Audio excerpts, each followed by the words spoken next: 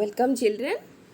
हम chapter 8 cell structure and function का part 1 में सेल का इंट्रोडक्शन और सेल का शेप, साइज और वो किस तरह फंक्शन के साथ रिलेटेड है उसके बारे में डिस्कस कर चुके हैं। आज हम पढ़ेंगे cell structure and function, parts of the cell, comparison of plant cell and animal cell.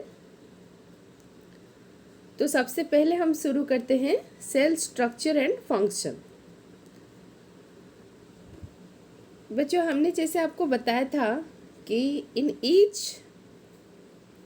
Living organism the body is made up of one और मेनी सेल।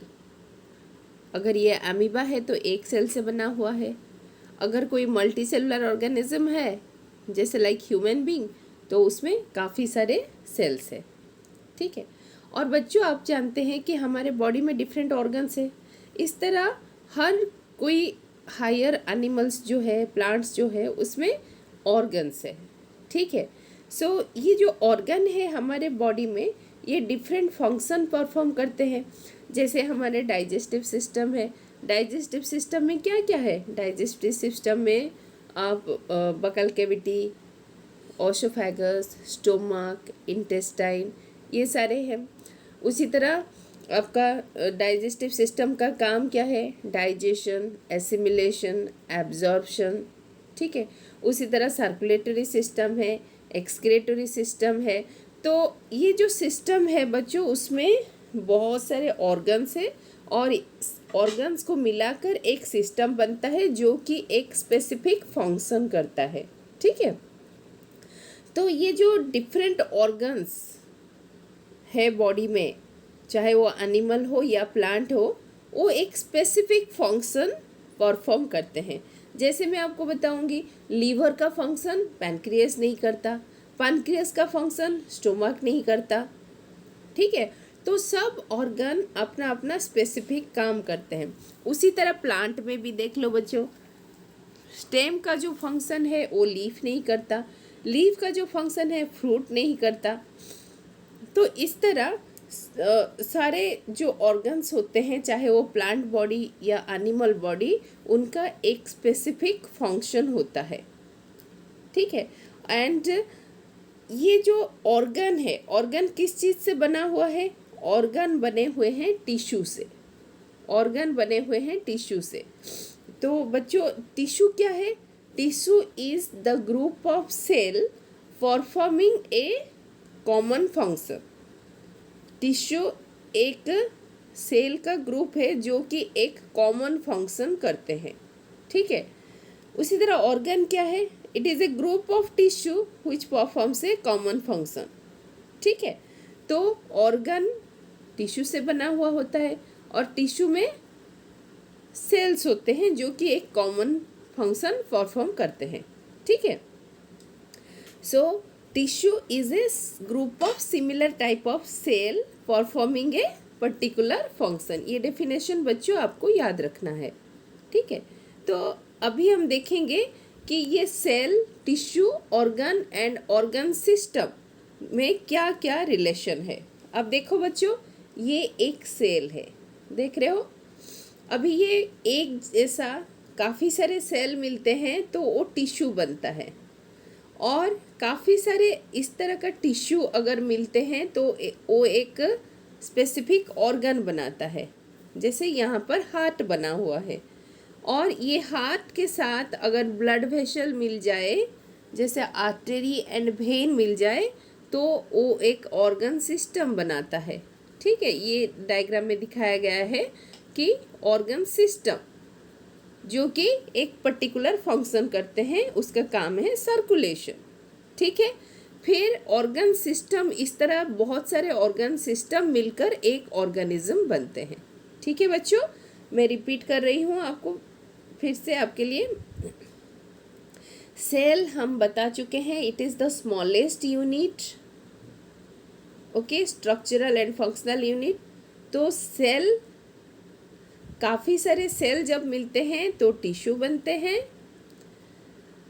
काफ़ी सारे टिश्यू जब मिलते हैं तो एक ऑर्गन बनता है। हमने यहाँ पर हार्ट दिखाया, और हार्ट जैसा अगर ब्लड वेसल, ये भी ऑर्गन है, लाइक कार्टेरियन वेन मिल गए तो वो एक सर्कुलेटरी सिस्टम बन गया, तो उसको हम बोलेंगे ऑर्गन सिस्टम। तो इस तरह digestive system, excretory system, respiratory system, ये सारे सिस्टम को मिलाकर एक ऑर्गेनिज्म बनता है। अभी हम देखेंगे प्लांट में भी ये लागू है कि नहीं। देखो, ये है एक प्लांट सेल, एक जैसा प्लांट सेल मिलकर क्या बनते हैं, टिश्यू। ये टिश्यू एक स्पेसिफिक टाइप का टिश्यू मिलकर क्या बने, लीफ बने। अभी ये देखो, ये लीफ सारे एक ब्रांच में है, ठीक है। बहुत सारे लीफ मिलकर क्या बने, एक ऑर्गन सिस्टम, यानी एक ब्रांच, ठीक है। अभी ऐसे बहुत सारे सिस्टम है, रूट सिस्टम है, शूट सिस्टम है, ये दोनों मिलाकर आपका क्या हो गए, ऑर्गेनिज्म, लाइक प्लांट, ठीक है। जैसे ये नीचे देखो, ये है रूट सिस्टम और ये है शूट सिस्टम, ठीक है बच्चों। तो इस तरह cell, tissue, organ and organ system में रिलेशन है। तो सबसे छोटा कौन होता है, सेल्स। एक जैसा सेल अगर ग्रुप हो जाएंगे और एक जैसा काम करेंगे तो उनको हम बोलेंगे टिश्यू, और एक जैसा टिश्यू अगर ग्रुप हो जाएंगे एक काम को करने के लिए तो उसको हम बोलेंगे ऑर्गन। और एक जैसा मतलब ऐसे बहुत सारे ऑर्गन मिल जाएंगे और एक कॉमन काम करेंगे तो उसको हम बोलेंगे ऑर्गन सिस्टम, और बहुत सारे ऑर्गन सिस्टम मिलकर आपको हो जाएंगे ऑर्गेनिज्म, ठीक है बच्चों। ना अभी हम देखेंगे सेल का पार्ट्स क्या है, क्योंकि cell is the basic structural and functional unit. तो basic components of a cell are, cell का सबसे जो बेसिक कंपोनेंट होता है वो 3 होता है बच्चों, याद रखो, दिस इज़ वेरी इंपॉर्टेंट। वो है सेल मेम्ब्रेन, ये देखो यहाँ येलो कलर जो मेम्ब्रेन है, that is cell membrane which covers the cell, ठीक है। उसके बाद है ये जो आपको ब्लू कलर का दिखाई दे रहा है, that is cytoplasm, then center में nucleus. So there are 3 basic components of cell और 3 compartments in cell, that is cell membrane सबसे बाहर है, उसके बाद साइटोप्लाज्म है, फिर उसके बाद न्यूक्लियस है, ठीक है। तो ये है आपका बेसिक पार्ट्स ऑफ सेल। लेकिन हम थोड़ा डिटेल्स में पढ़ेंगे, सेल मेम्ब्रेन होता क्या है, कैसे बनता है, उसका काम क्या है, फिर न्यूक्लियस का काम क्या है, न्यूक्लियस कैसे बनता है, साइटोप्लाज्म भी, उसके बारे में हम पूरा डिटेल्स में पढ़ेंगे, ठीक है। The cytoplasm and nucleus are enclosed within a cell membrane also called plasma membrane. बच्चों, ये जो सेल मेम्ब्रेन है, ये सेल मेम्ब्रेन को हम और क्या बोल सकते हैं, इसको हम प्लाज्मा मेम्ब्रेन भी बोल सकते हैं, ठीक है। सो ये प्लाज्मा मेम्ब्रेन जो है, ऐसा नहीं कि ये एक मेम्ब्रेन है तो डेड है, नहीं। Plasma membrane is living part of cell and ये थीन, डेलिकेट और इलास्टिक है, ठीक है, जो कि सेल को अपना शेप चेंज करने में हेल्प करता है। और ये जो मेम्ब्रेन है बच्चों, ये सेपरेट करता है आउटसाइड और साइटोप्लाज्म को। मैं फिर से डायग्राम आपको दिखा रही हूँ, मैं दिखाऊंगी आपको डायग्राम, तब आपको समझ में आ जाएगा। सो ये देखो, ये एक सेल है, सेल का ये मेम्ब्रेन है और ये न्यूक्लियस है। तो ये हो गया मेम्ब्रेन और ये हो गया साइटोप्लाज्म और ये हो गया न्यूक्लियस। तो ये जो मेम्ब्रेन है, ये जो बाहर जो सराउंडिंग है, ये सराउंडिंग और सेल का इनर पार्ट को सेपरेट करता है, ठीक है। और ये जो मेम्ब्रेन है बच्चों, cell membrane, very very important, याद रखना है आपको, इट इज़ सिलेक्टिवली परमिएबल, यानी कुछ सिलेक्टेड सब्सटेंस को ही ये अंदर जाने देता है या फिर बाहर आने देता है, ठीक है। सो इसको कहा जाता है सिलेक्टिवली परमिएबल, क्योंकि ये सिर्फ सिलेक्टेड सब्सटेंस यानी लिमिटेड सब्सटेंस को अंदर या फिर बाहर जाने देता है, ठीक है। और ये प्लाज्मा मेम्ब्रेन ही सेल को शेप देता है, ठीक है बच्चों। एंड इसको हम कैसे देखेंगे बच्चों, आप तो स्कूल में नहीं आते, but still then I will try to show you the microscope मैं दिखाऊंगी, और उसमें हम किस तरह सेल को देख सकते हैं ऑनियन पील में, या फिर ट्राइडेंट कैंसिया का लीफ में, या रियो लीफ में हम आपको सेल दिखाने की कोशिश करेंगे कि आप देख पाएंगे कि ऑनियन का पील जो होता है वो सबसे आसान होता है, उसमें हम आपको सेल दिखाएंगे। ठीक है, अभी देखो बच्चों, ये रहा एक सेल। ठीक है, ये एक सेल है और ये एक प्लांट सेल है। ठीक है, ये स्क्वायर टाइप है, मतलब ये प्लांट सेल है। ठीक है, अच्छा, और ये डिफरेंट शेप का है, it is a animal cell. तो दोनों में ही आप देखो बच्चों एक सेल मेम्ब्रेन है। इसका सेल मेम्ब्रेन देखो, ये जो ब्लैक कलर लाइन देख रहे हो ना आपको, ये देखो ऊपर ऑरेंज कलर है और ऑरेंज कलर के नीचे एक ब्लैक कलर का लाइन है ना, ये ब्लैक कलर का लाइन है सेल मेम्ब्रेन। ठीक है, और यहाँ भी ये जो ब्लैक कलर का लाइनिंग है दैट इज सेल मेम्ब्रेन। और फिर इसके बीच में जो ये है साइटोप्लाज्म। इसका भी ये जो है साइटोप्लाज्म है, ये दोनों साइटोप्लाज्म है। फिर जो ब्लैक कलर का स्फेरिकल स्ट्रक्चर है दैट इज न्यूक्लियस। तो सेल मेम्ब्रेन बच्चों प्लांट में भी होता है, प्लांट सेल में भी होता है, एनिमल सेल में भी होता है। ठीक है, तो अभी हम देखेंगे सेल वॉल क्या होता है। बच्चों देखो, हम आपको फिर से एक पिक्चर में ले जाएंगे। आप यहाँ देखो, प्लांट सेल एनिमल सेल दोनों हमने आपको दिखाया, लेकिन यहाँ पर देखो ये प्लांट सेल जो है, प्लांट सेल में एक ब्लैक लाइनिंग हमने दिखाया जिसको सेल मेम्ब्रेन कहा जाता है।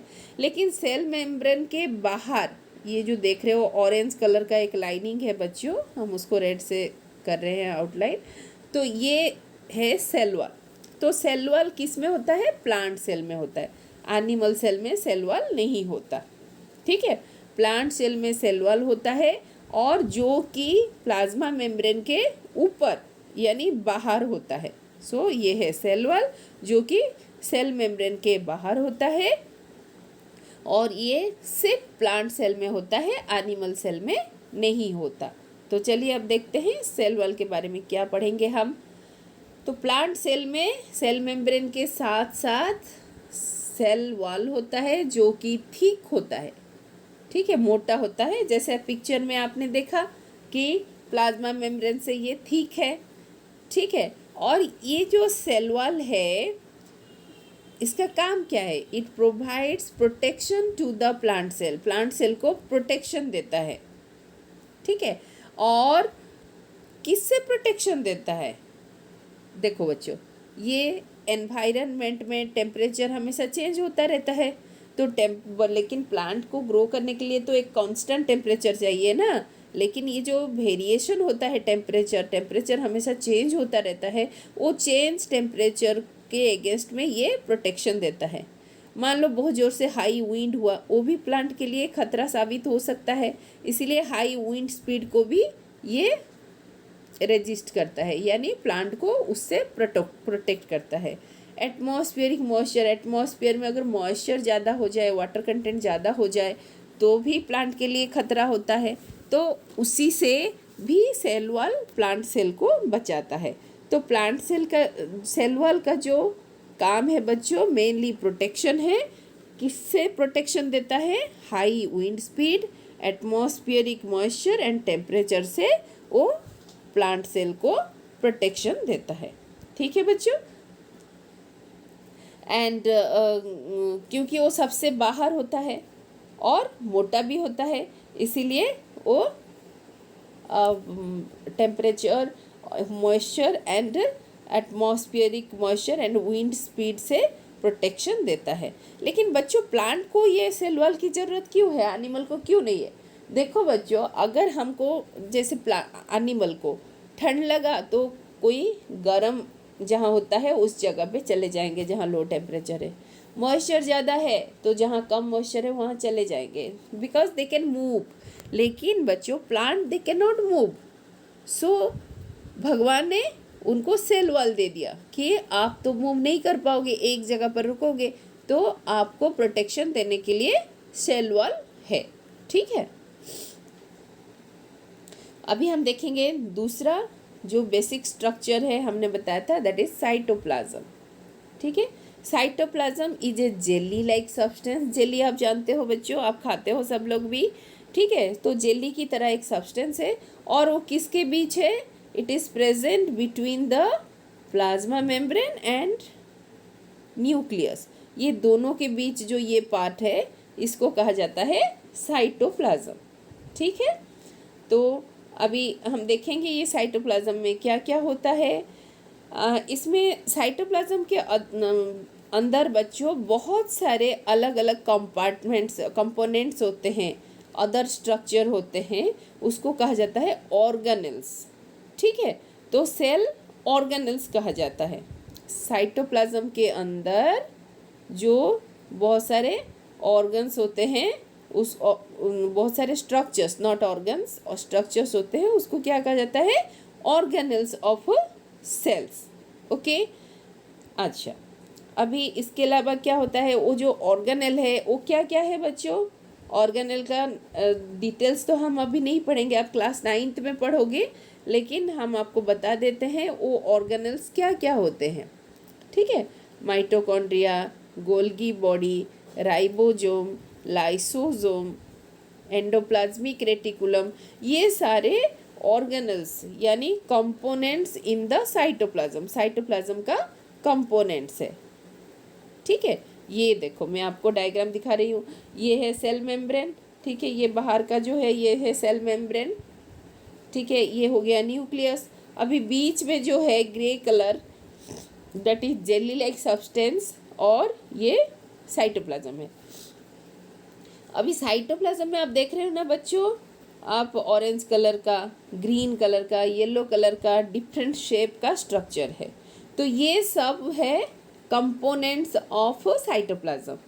ठीक है, देखो ये जैसे ये है गोल्गी बॉडी, ये है एंडोप्लाज्मिक रेटिकुलम, ये है माइटोकॉन्ड्रिया। ठीक है, ये भी है एंडोप्लाज्मिक रेटिकुलम, ये है लाइसोसोम, ये है राइबोसोम। ठीक है, तो ये सारे डिफरेंट तरह के जो कंपोनेंट्स हैं उनको क्या कहा जाता है? Cell organelles. तो साइटोप्लाज्म में क्या होता है बच्चों? सेल ऑर्गेनेल्स होते हैं जो कि एक स्पेसिफिक फंक्शन करते हैं। जैसे हमारे बॉडी में, किसी लिविंग ऑर्गेनिज्म के बॉडी में बहुत सारे ऑर्गन्स होते हैं और वो ऑर्गन स्पेसिफिक फंक्शन करते हैं, उसी तरह सेल के अंदर भी ऑर्गेनेल्स होते हैं जो कि स्पेसिफिक फंक्शन करते हैं। ठीक है, अभी हम देखेंगे न्यूक्लियस। न्यूक्लियस सबसे इम्पॉर्टेंट पार्ट होता है सेल का। ठीक है, और ये डेंस होता है, मतलब घना होता है, और स्फेरिकल होता है। ठीक है, और ये यूजुअली सेल का सेंटर में होता है, बट प्लांट सेल में बच्चों एक कॉर्नर में चला जाता है। सपोज से ये एक प्लांट सेल है, तो प्लांट सेल का सेंटर में एक बड़ा सा वैक्यूल होता है, जिसके वजह से न्यूक्लियस एक कॉर्नर में चला जाता है। ठीक है, अदरवाइज ये एनिमल सेल में usually it is present at the centre of the cell. ठीक है, और इसको हम सिर्फ माइक्रोस्कोप से ही देख सकते हैं। और ये देखो न्यूक्लियस का स्ट्रक्चर, ये देखो जो सेंटर में है, ये एनिमल सेल हमने दिखाया आपको, और ये है न्यूक्लियस। न्यूक्लियस सबसे इम्पॉर्टेंट ऑर्गेनेल होता है, और न्यूक्लियस को क्या कहा जाता है पता है बच्चों? इसको कहा जाता है brain of the cell, control room of the cell. क्योंकि ये जो ऑर्गेनेल, देखो ये जो जितने सारे ऑर्गेनेल है, इनके काम को कौन कंट्रोल करता है?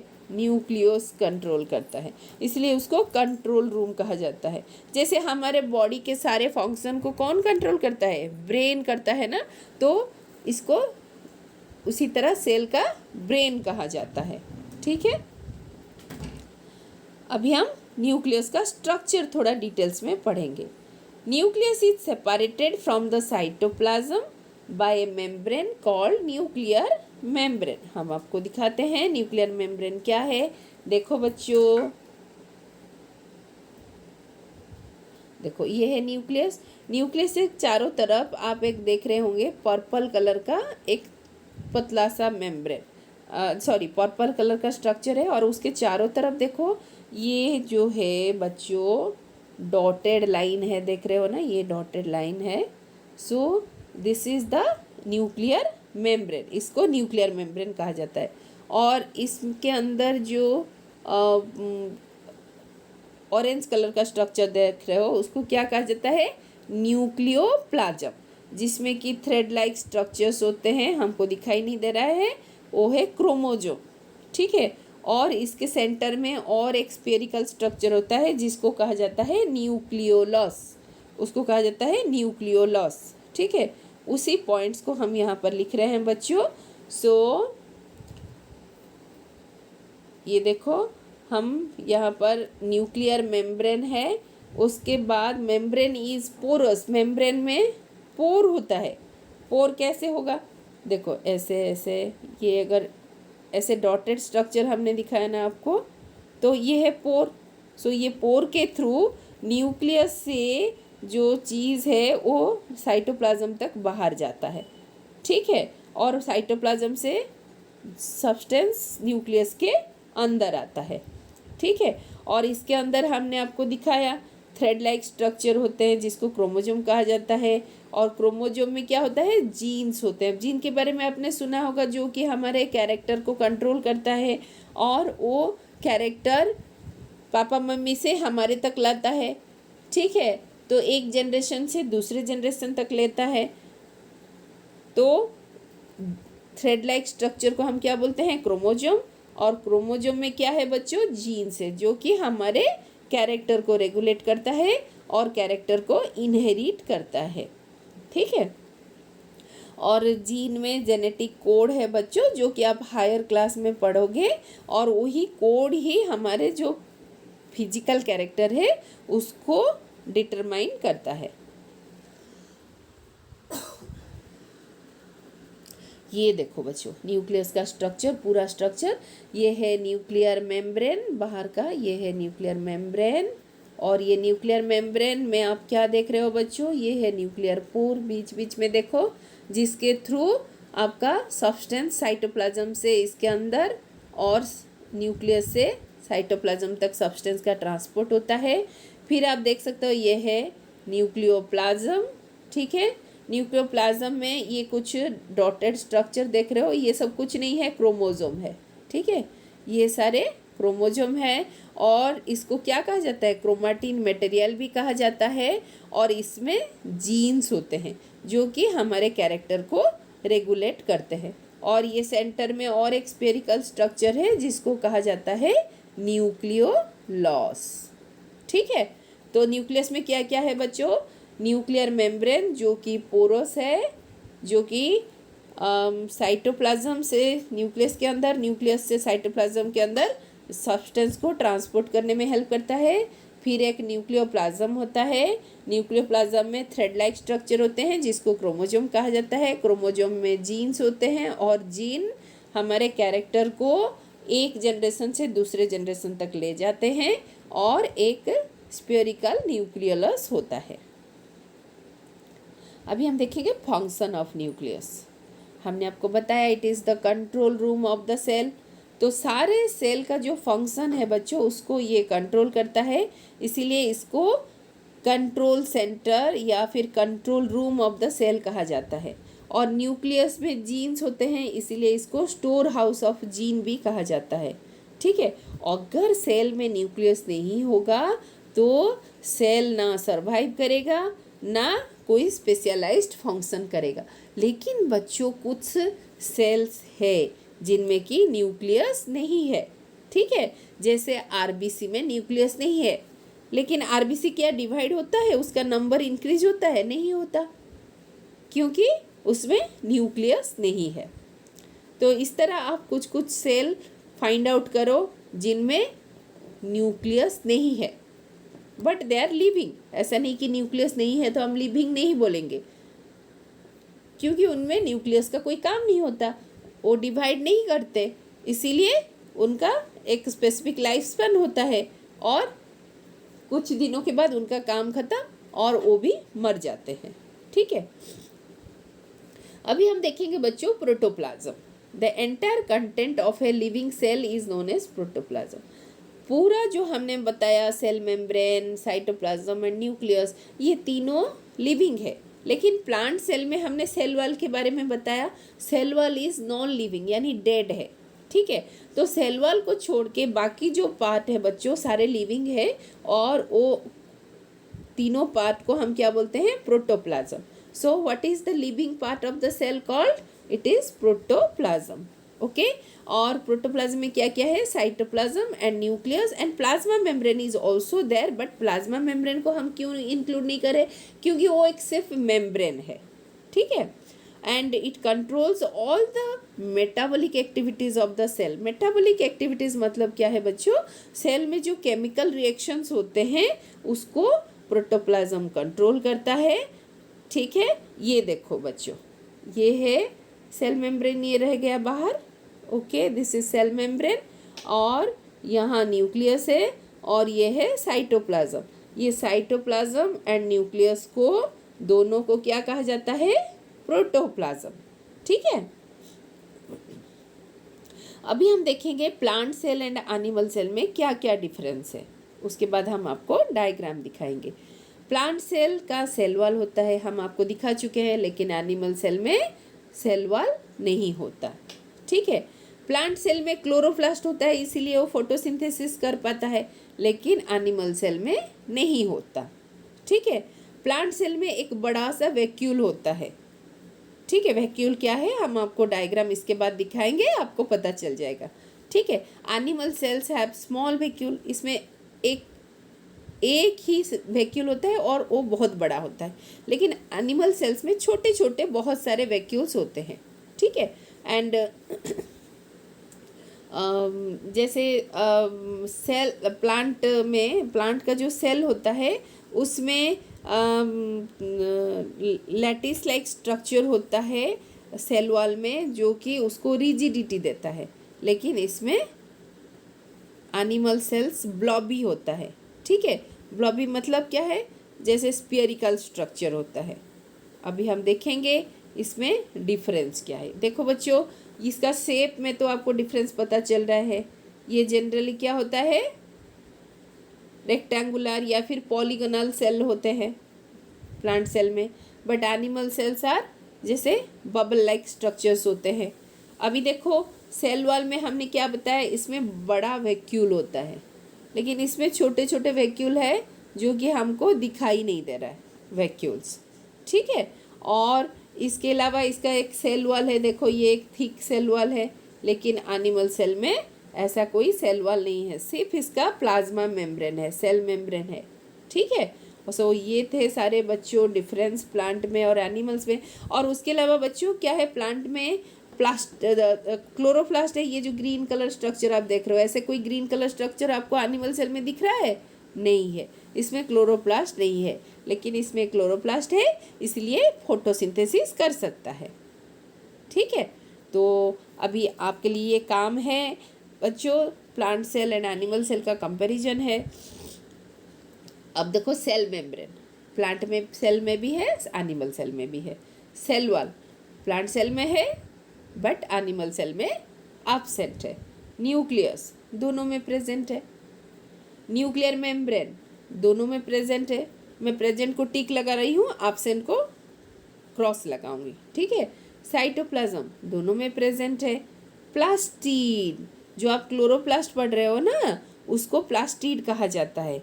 प्लास्टिड तीन तरह के होते हैं, क्रोमोप्लास्ट, ल्यूकोप्लास्ट एंड क्लोरोप्लास्ट।